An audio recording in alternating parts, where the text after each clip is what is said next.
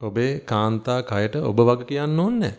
ඒකට වග කියන්න ඕනේ ඔන්න ඔය විපාකයෙන් එදා කර්මය කරපු හිත. ඔබ වග කියන්න ඕනේ නැහැ දැන් ඒකට. ඒ නිසා පිරිමි ඇත්තෝ ඔබ උජාරුවටපත් වෙන්නත් එපා. මම පිරිමියෙක් කියලා. මොකද සමහරට ඔබ දැන් කරන්නේ ගෑනු වැඩක් දන්නේ නැහැ. දැන් කරන්නේ සමහරට තිරිසන් වැඩක් දන්නෙත් නැහැ. ඔය තියෙන්නේ කලින් වපුරු දේවල්. දැන් ওই විදිහට බල දීලා තියෙනවා. ඔය හැමදාම හොම් වෙන්නේ කියලා අපිට කියන්න බෑ. මොකද හැම එකක්ම අනිච්ච නිසා. ඔය හැම එකක්ම පින්විතනේ හේතුන් පටිච්ච සම්භූතං. හේතු භංගා නිරුද්ධති. පින්න මේ අනිච්ච දුක්ඛ අනාතර ලෝකෙදී සිසාරා බලද්දී මහ පුදුම වැටහීමක් එන්නේ පින්විතනේ.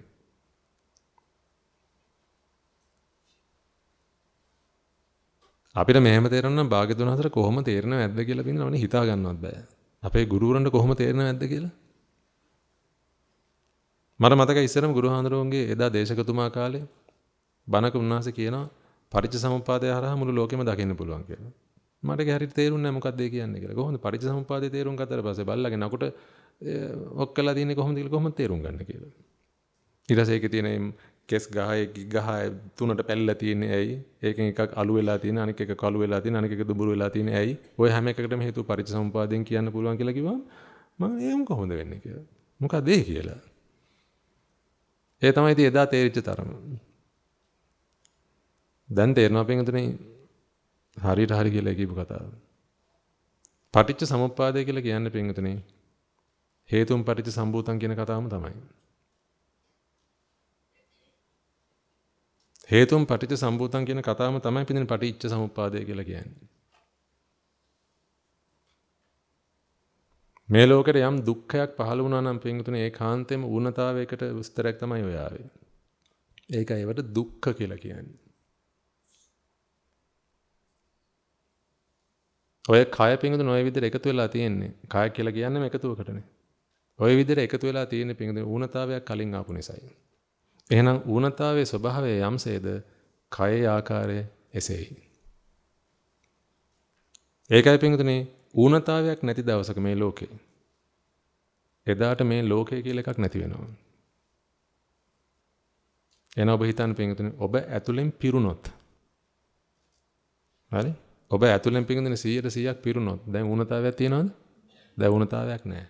ඇතුලෙන් පින්වතුනි 100%ක් පිරුණොත් දැන් ඌනතාවයක් නැති නිසා ওই හිතට අවශ්‍යතාවයක් නැහැ කිසිම දෙයක් ආයෙ එක්කාසු කරන්න.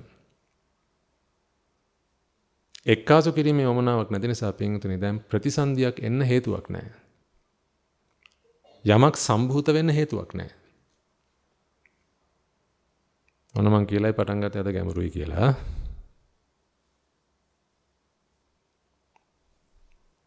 ඔබ උත්සාහ ගන්න ඕනේ දැන් මේකෙන් උපරිම ප්‍රයෝජනය ගන්න. පිනේ තරමට තමයි මේවා ඇහෙන්නේ. ඇහෙන තරමට තමයි තේරෙන්නේ. තේරෙන තරමට තමයි වැටහෙන්නේ. වැටහෙන තරමට තමයි නිවෙන්නේ. මම මේ ඔබට කියන්න හදන්නේ පින්වතුනි අපේ හිතට නිරාමිස ප්‍රීතිය දැනෙන අවස්ථාවල ආන්නේ නිරාමිස ප්‍රීතිය අපේ හිතට ගෙනලා දෙන ධර්මස්කන්ධය මෙන්න මේ ආකාරයයි කියලා. පින්වතුනි අපිට බෑ මේ ලෝකේ මෙන්න මේක විතරක් අනිච්චයි කියලා හිතලා ඇතුලේ જાතිය හැදෙන්න. එහෙම වෙන්න බෑ. ඒ කියන්නේ මේ ඩස්ට් එක අනිච්චයි. හැබැයි මන් නිච්චයි. එහෙම වෙන්නේ නැහැ පින්වතුනි.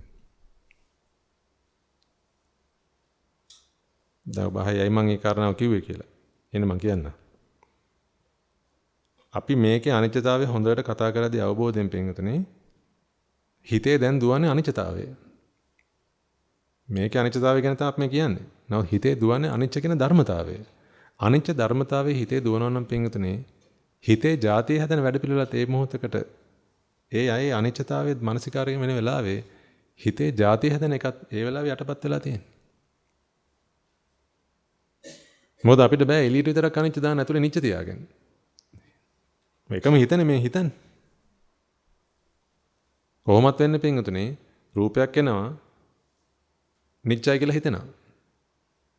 ඉතින් අනිච්ච දැම්මට පස්සේ මේකට වෙනම වඩලා ආයේ જાතියට වෙනම වඩන්න ඕන කියලා එක එහෙම ගන්නෑ. එහෙම අදහසක් ඔබේ ඔළුවේ තියෙනවා නම් ඒකත් අයින් කරගන්න ඕනේ.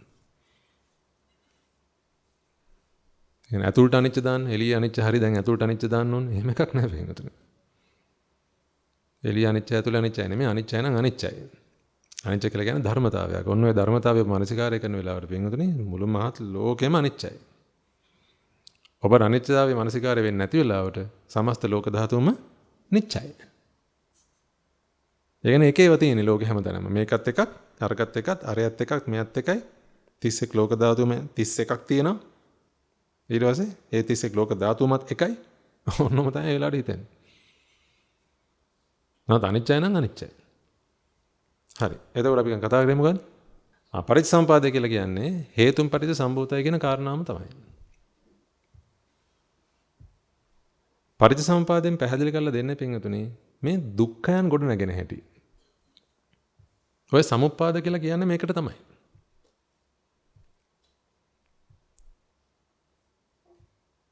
ඒ කියන්නේ පින්වතුනි අනිච්ච වූ දේ හරහා දුක්ඛයක් ගොඩ නැගෙන්නේ කෙසේද? ඔන්න ඔක තමයි පටිච්චසමුපාදයෙන් පැහැදිලි කරන්නේ. මොකද මේ ශක්තියට කිසිම ඕමනාවක් නැහැ නේ එකක් වෙලා ඉන්න. දව දන්නවනේ පින්වතුනි මේ තියෙන ශක්තිය කියලා. මේකේ තියෙන ශක්තියට පින්වතුනි කිසිම ඕමනාවක් නැහැ. මේ ඩස්ට් එක වෙලා ඉන්න. ඒකෙන් කියන්නේ නැහැ පින්වතුනි මේ ශක්තිය ඕමනාවක් තියෙනවා කියලා මේ ඩස්ට් එක නොවි ඉන්න. ඔන්න හොඳට තේරුම් ගන්න ඕනේ කාරණාව. මේක වෙලා ඉන්න ඕනෙත් නැහැ. මේක නොවි ඉන්න ඕනෙත් නැහැ. අපි කොහොමද දන්නේ මේක වෙලා ඉන්න ඕනේ නැහැ කියලා? මෙන්න මේක අපි හැදුවේ නැත්තම් මේක නැහැනේ. දැන් මේ වෙලාවේ පින්විතේ මේක ඇතුලේ මොකක් හරි ශක්තියක් නිසා හරි ගම් ගාලා හරි මොකක් හරි කම්ප්‍රෙස් කරලා හරි ඔන්න ඔය ශක්තිය පින්විතේ පදාර්ථ ටික එකට ළඟට කරන් මේ තියන් ඉන්නේ මේ වෙලාවේ. ඒක කරලා ඉවර නැහැ. කෙරි කෙරි තියෙන්නේ. පැහැදිලිද මං කියන්නේ? මේක කෙරිලා ඉවර නැහැ පින්විතේ. මේ ඩස්ට් එක හැදිලා ඉවර නැහැ. හැදි හැදි තියෙන්නේ.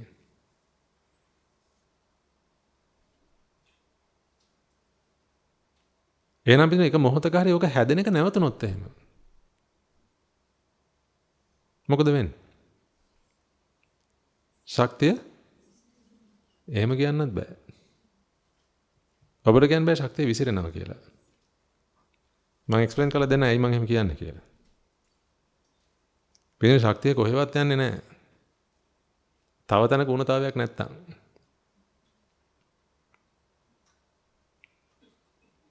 ඒක මේ විසිරෙන්න කොයිලක් දන්නේ මට විසිරෙන්න පුළුවන්. මම මේ බලන් ඉන්නේ විසිරෙන්න. මේක නෙමෙයි ශක්තිය කියලා කියන්නේ. එනර ගැට ගහලා ඉන්න කුලප් වෙච්ච හරකෙක් වගේ නෙමෙයි පින් ශක්තිය නැත්නම් අලියෙක් වගේ නෙමෙයි ශක්තිය කියලා කියන්නේ. කොයි වෙලාවද ගලෙහෙන්නේ උදුවන්න බලන් ඉන්න. එහෙම එකක් නෙමෙයි ශක්තිය කියලා කියන්නේ. මොකද එහෙම දුවන්න ඕමනාවකුත් නැහැ. ඉන්න ඕමනාවකුත් නැහැ. ඒකයි කියන්නේ පින්වදින ශක්තිය අනිසි කියලා. ආනිසි නිසියක් නැහැ. මෙසේ වේවායි බලාපොරොත්තුවක් නැහැ. ප්‍රාර්ථනාවක් නැහැ. එහෙනම් ඉන්න කියලා නිසියකුත් නැහැ. යන්න කියලා නිසියකුත් නැහැ. විසිරෙන්න කියලා නිසියකුත් නැහැ. එකතු වෙන්න කියලා නිසියකුත් නැහැ. පින්ද ශක්තිය හරීම උදාසීනයි. නියුට්‍රල්. මම ඔබ ගැන කතා කරන්නේ. නැත්නම් ඔබට හිතෙන්නේ නැහැ නේද ඔබ නියුට්‍රල් කියලා. ඔබ නියුට්‍රල්ද? මේ වෙලාවේ ඔබ නියුට්‍රල්ද? දැන් මේ වෙලාවේ හොගාලා සද්දෙට වැස පටන් ගත්තොත් මොකද්ද ඔබට ඕනේ? එතකොට බලන්න පුළුවන් නියුට්‍රල්ද කියලා. ඔබ ටංගලා ඔබ වැටෙනවා ගියර් එකට. එතකොට නියුට්‍රල් නෑ මේක උතන. මොකක් හරි ගියර් එකක ඉන්නේ. එක්ක ෆෝවර්ඩ් ගියර් එක නැත්නම් රිවර්ස් ගියර් එකක ඉන්නේ. නියුට්‍රල් ඉන්න බෑ හිතට. ඇයි යන්නනේ හදාගෙන තියෙන්නේ? නෝදනේ ඔබේ ඇත්ත ස්වභාවය ඔබ නියුට්‍රල්. ඔය එක කෙස් ගහකටවත් ඕනේ නැහැ පිටින් ඔබේ ඉස්කබලට ගැට ගැහිලා ඉන්න. හැබැයි ඔය එක කෙස් ගහකට ඕනෙත් නැහැ ඉහින් වැටෙන්න. බං ඔය කෙස් ගස් නියුට්‍රල්. එහෙනම් කේසා අනිච්ච. ඔබේ ඇඟේ තියෙන හැම ලොම් ගහක්ම එහෙමයි පිටින්. හොඳ නැහැ මේ පැත්ත බැලලා ලොම් ගස් කියන්නේ. අක්කෝ මාතු.